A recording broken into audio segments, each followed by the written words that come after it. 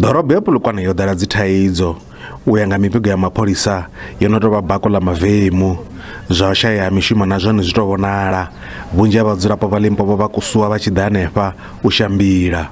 Vharengisi vha tshiṱaratani na vhoradzithekhisi vho ṱahisa vhupfiwa havho. Ri a dumela hore re vote mara ba re direle kudu ana mo moshomong wa rena wa di-taxi mo nke ba tle ka gore tlhokomela ba re tlhokomele a ba ne taba le rena. Re la ka taspin re apera dijo gausi le taspin re gopela ba ANC ba tla ba thutse go tlosha taspin ye ya rena mo re kgono ba le re kgono support bana ba rena ka ntele taspin.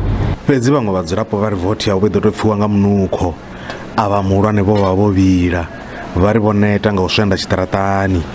A re vote batho ba mengwe 27 re ba voutela ba no re di tlela mo seterateng wa tsa sa le ke dula mo seterateng ka 94 mo seterateng le le kone ke sale mo seterateng ke sa tlhaga banje ba yona ke ba voutela dokotela vho Blade Nzimande vha ri vha tendelana vhaṅwe upfiwa hambiwa hafha vha ri vha khou tenda uri dziṅwe tshumelo a dzi tea ya kha dzi thendara nahone dzi tea u shumisiwa u sika mishumo.